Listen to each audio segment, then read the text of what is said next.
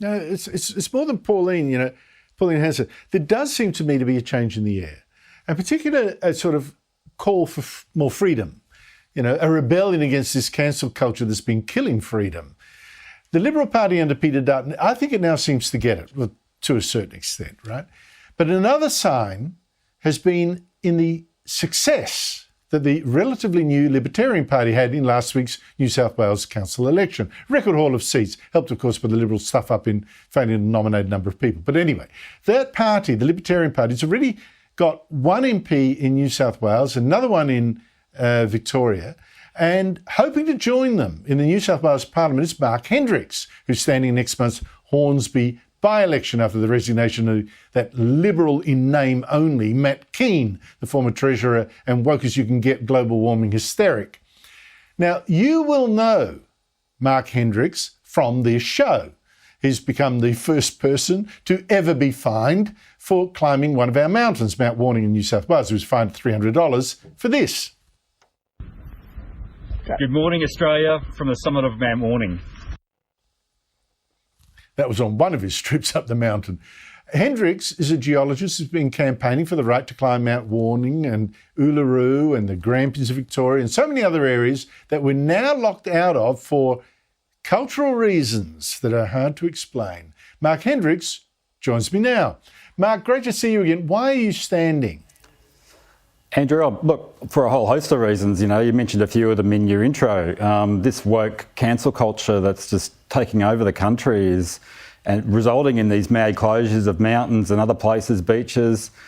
We've got really massive problems with a really bloated government. When I think of government now, I have a vision in my mind of Mr. Creosote from the Monty Python Meaning of Life movie. It's just getting bigger and bigger, and it's about to pop. It's getting so big. So look, I'm joining really. Look, I'm standing because the other reason is really about our parliaments are dominated by lawyers, by party hacks, by green activists, and it's really time we got someone in there, frankly, and I think I've got some common sense, to get some common sense back into Parliament, to get some reasonable decisions being made. And I'm joining a Libertarian Party. You'll probably be the only geologist. You'll probably be the only geologist. They're pretty rare. By the way, what do you think's happened to our freedoms? This bloated Mr. Creosote's just sucking them up, and our freedoms are dying. I grew up in a culture where we celebrated the larrikin spirit of Australia. We used to have a Prime Minister who would scull a beer and have a good laugh. We've just become so dominated by this politically correct nonsense and this Marxist sort of crazy ideology that we're too scared to open our mouths. I had a good example just recently. Someone on our Facebook page said, do I need a permit to go kayaking on the local river down where I am? We've become so ready and willing to beg for someone to give us permission to do something rather than going out and just doing it. And, the Libertarian Party really are the only party out there who's going to bring, Mr. Creosote, that last bit of mint to get that explosion going and get things back on track. I wish you'd told me you were going to use this analogy. I would have got the scene up so viewers could see it for themselves. It's a great scene. It's a great scene, and I think it just really aptly describes where government is at the moment. Oh, look, I tend to agree with you. Just finally, Matt Keane, he held this seat that you're campaigning for the Liberals until about now. What does that tell you about the party?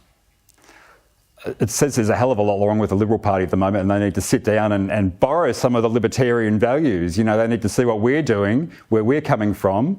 We've got a policy of making government as small as it needs to be. Why do we have to go on these crazy side tracks where we're spending countless millions of taxpayers' dollars on these crazy ideological fantasies?